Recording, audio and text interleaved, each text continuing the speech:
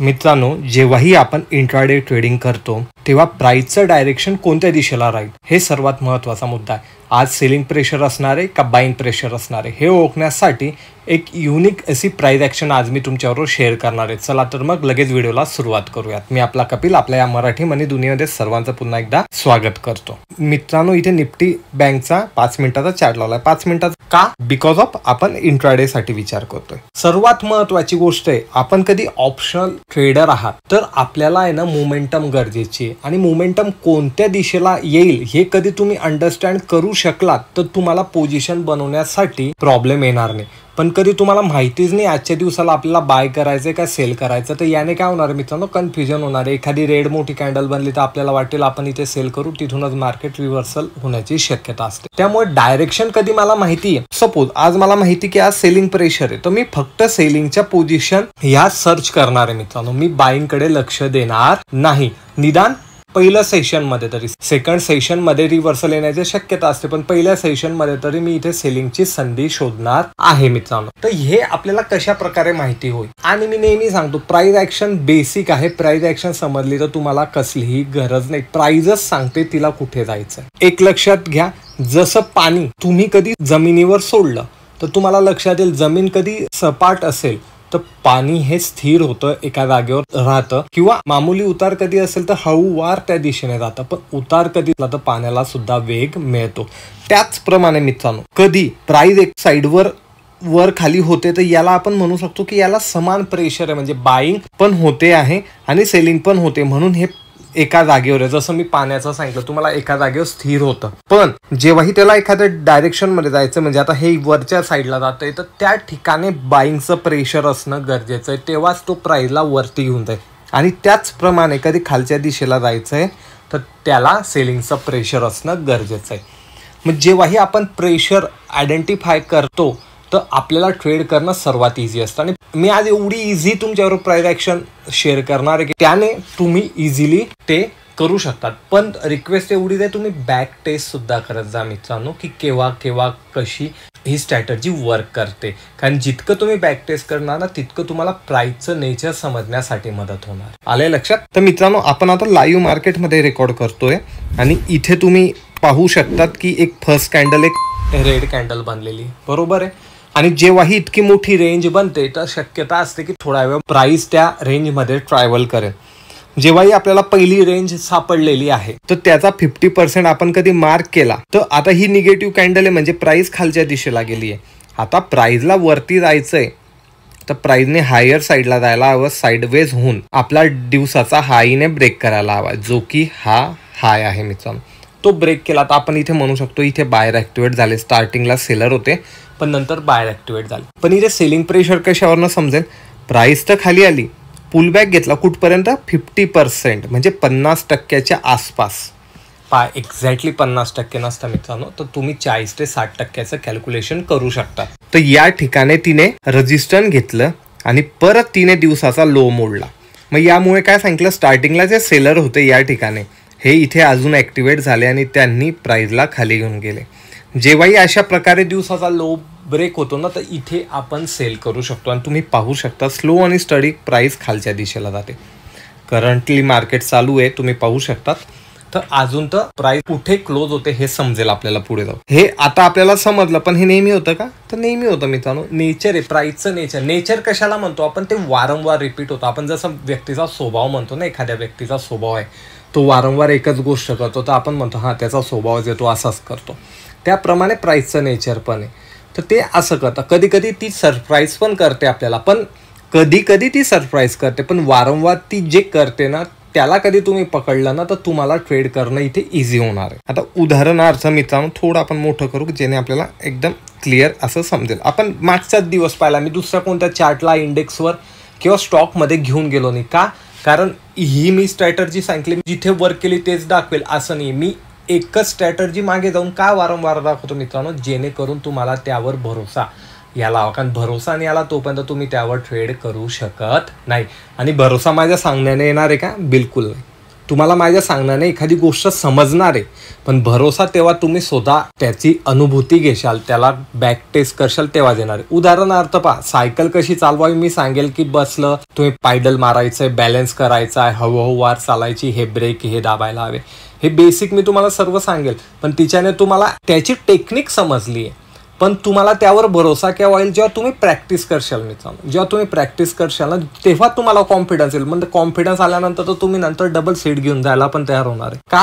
कारण तुम्ही प्रॅक्टिस केली. एंड ऑफ स्टोरी काय, आपल्याला प्रॅक्टिस करायची. तर जेही आपल्या चॅनलवर सांगितलं जातं ना, प्रॅक्टिस करा. सॅटर्डे संडे ऑफ असतो. खरंच तुम्हाला ट्रेडिंगमध्ये काही अचीव करायचं आहे तर प्रॅक्टिस केल्याशिवाय हे होणार नाही. कोणी कितीही स्ट्रॅटर्जी चांगली सांगितली तरी तोपर्यंत तुम्ही स्वतः तिला जाऊन चेक करत नाही तोपर्यंत तुमचा कॉन्फिडन्स त्यावर बसणार नाही. आता इथे तुम्ही पाहू शकता, ही इथे आपल्याला हॅमर कॅन्डल दिसते, पण आता रेंज लहान आहे, बरोबर आहे. मग आपल्याला वरती प्राइस कुठपर्यंत गेली या ठिकाणी, बरोबर आहे. मग प्राइस इथे ओपन झाली, इथपर्यंत गेली, मग हे पॉईंट आपल्याला मिळाले. मग आता याचा 50% आपल्याला काढायचा आहे. बाईंग हॅपनिंग झाली, सेलर ऍक्टिव्हेट झाले, सेलरने लो ब्रेक केला, पण आपल्याला इथे लगेच ट्रेड करायचा आहे का? नाही करायचा आहे मित्रांनो, कारण हे पहिलं प्रेशर आहे. आपल्याला सेलिंग प्रेशर कंटिन्यू राहतं का तेही पाहायचं आहे. प्राइस तेव्हा परत दुसऱ्यांदा वर आली तर आपल्याला समजलं की हिने 50%ला सुद्धा टच केलं नाही आणि इथूनच ही रिव्हर्सल झाली. म्हणजे हा स्विंग इथे आपल्याला पाहायला मिळाला. म्हणजे इथे सेलर ॲक्टिवेट आहे आणि तेव्हा तुम्ही इथून ट्रेड करता तर तुमचा स्टॉप लॉस एकदम लहान बनतो आणि तुम्हाला ट्रेड पाहायला मिळाला मोठा. याप्रमाणे स्टॉप लॉस कसा लावायचा आहे, जेव्हाही आपण या जवळ ट्रेड करतो ना तर 50%च्या वरती आपल्याला स्टॉप लॉस लावायचा आहे. साधं आणि सिंपल आहे. हिच्यात बाईंग कधी करू शकतो मित्रांनो, ह्या स्ट्रॅटर्जीनुसार जेव्हाही प्राइस वर जाते आणि डे हायच्या इथे थोडा वेळ वेट करून ब्रेक करते ना, तेव्हा आपण इथे जो वेट केलेला आहे तर ह्या कॅन्डलच्या स्विंगच्या इथे स्टॉप लॉस लावून बाईंग करू शकतो. कारण सेलरने तर प्राइसला खाली आणायचा प्रयत्न केला, पण बायर इथे ऍक्टिव्हेट झाले आणि बायरने प्राइसला वरच्या दिशेला घेऊन गेले. तर त्यासाठी आपल्याला हे प्रेशर समजणं गरजेचं आहे. आपण परत मागच्या दिवसाला जाऊयात. आता इथेही सिमिलर आपल्याला एक रेंज पाहायला मिळते मित्रांनो, की हा एक सपोर्ट इंट्राडे साठी आणि हे रजिस्टर आहे. का? कारण इथून प्राइसने पुल बॅक घेतलेला. पुल बॅक म्हणजे प्राइस खालच्या दिशेला आलेली. मग आपल्याला ही रेंज भेटली, याचा आपण कधी 50% मार्क केलं तर तुम्ही एक्झॅक्टली पाहू शकता. सांगायचं तात्पर्य काय, स्टार्टिंगलाच तुम्ही अंदाज लावू शकता की आज बाईंग हॅपनिंग आहे का सेलिंग हॅपनिंग आहे. आणि कधी इथून परत प्राइस खाली आली आणि इथून परत वर गेली, असे आपल्याला 2 टच पॉईंट पण समजलेत. इन द सेन्स समजते की प्राइस आज साईडवेज राहण्याची शक्यता आहे. इतकं साधं सिंपल आहे. आता इथे 50% पर्यंत आली, प्राइस वरच्या दिशेला घेतली, एक पुलबॅक घेतला, परत गेली, तर आपल्याला इथे समजलं इथे बाईंग हॅपनिंग आहे. आपण इथे कुठेतरी एंट्री घेतली किंवा इथेही एंट्री करू शकतो आपण आणि आपल्या लहान स्टॉप लॉसने आपण एक रॅली एन्जॉय करू शकतो मित्रांनो. आता टार्गेट कसं बुक करायचं, रिस्क टू रिवॉर्ड तुम्हाला सांगितलं मी. टार्गेट कशा प्रकारे बुक करायचं, आपल्या टेलिग्रामला आपण लेवल पण देत असतो, त्यानुसार पण तुम्ही त्याला बुक करू शकतात. नाहीतर 10 पॉईंटचं कधी स्टॉप लॉस असेल तर 20 पॉईंटचं पहिलं टार्गेट आहे, नंतर 10 पॉईंट तुम्ही वाढवू शकतात. आता त्याप्रमाणे मी साईडवेज मार्केटचं सांगितलं होतं मित्रांनो. प्राइस इथे ओपन झाली, वर इथपर्यंत गेली. का आपण याला पकडलं? कारण प्राइसने तिथून टर्न घेतला. टर्न घेणं नेसेसरी मित्रांनो, म्हणजे प्राइस वरच्या दिशेला जाते आणि तिथून थोडासा टर्न, म्हणजे एक तर पूर्ण घेतला तर काही हरकत नाही, किंवा लहानही टर्न घेतला तर आपल्याला हा स्विंग भेटतो, म्हणून आपण याला मार्क करणार आहे. सिमिलर खालच्या साईडला मार्केट खाली आलं, पुलबॅक घेतला, हा पुलबॅक घेणं गरजेचं आहे. मग आपण याला सपोर्ट म्हणून आयडेंटिफाय करू शकतो इंट्राडेचा. मी तुमच्या समोर मागच्या कोणत्याही लेवल इथे प्लेस केलेल्या नाही. मी आज फक्त तुम्हाला सांगायचा प्रयत्न करतो की सेलिंग प्रेशर असणार आहे का बाईंग प्रेशर असणार आहे. तर इथून पूर्णपणे प्राइस रिव्हर्सल आली, मग आपला 50%चा तर रूल इथे फेल झाला, म्हणजे इथे बायर ऍक्टिव्हेट नाहीये, बरोबर आहे. मग हा एक सपोर्ट आपल्याला ऑलरेडी आयडेंटिफाय झाला, तर याच्यावर एक्झॅक्टली तिने सपोर्ट घेऊन परत वरच्या दिशेला चाललं गेलं, म्हणजे यालाही ब्रेक केलं नाही. तर आपण इथे काय म्हणू शकतो की इथे सेलरही ऍक्टिव्हेट नाहीये. कारण सेलर कधी ऍक्टिव्हेट आहे तर वरती गेल्यानंतर याचा हा 50% लाईन आहे, ब्रेक करून दिलं, इथून परत प्राइस खालच्या दिशेला यायला हवी होती, पण आली का? नाही.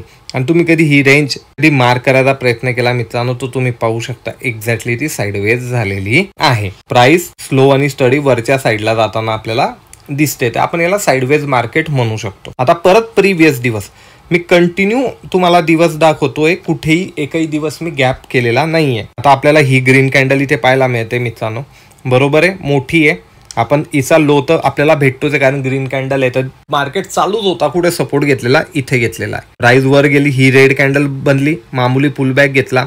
मग आपल्याला रेंजला मिळते तर तेवढी रेंज मिळते त्याचा 50%. मी इथे मार्क केला, एक्झॅक्टली ग्रीन कॅन्डलने तिथे सपोर्ट घेतला. जसंही ब्रेक केलं माझा स्टॉप लॉस इथे, आणि तुम्ही एंड ऑफ डे पाहू शकतात किती मोठी रॅली इथे कॅप्चर झाली. म्हणजे अर्ली आपण प्रेशर हे समजून घेतलं. पहा, स्टॉप लॉस लावणं तर गरजेचं आहे. विदाउट स्टॉप लॉस तर आपण ट्रेड करू शकत नाही, कारण मार्केट नेहमी त्याचप्रमाणे चालेल. का मार्केट इथे वरती पण येऊन एकदम जोरात खाली येऊ शकतं. काय येऊ शकतं, काही न्यूज आली सडनली, कोणताही प्रॉब्लेम आला ऐन टायमाला शेअर मार्केटचा रिगार्डिंग, तर लगेच मार्केट पहिले तुम्हाला तो दाखवून देतो. त्यामुळे आपल्याला स्टॉप लॉस लावणं गरजेचं आहे. विदाऊट स्टॉप लॉस तर ट्रेड करायचाच नाही.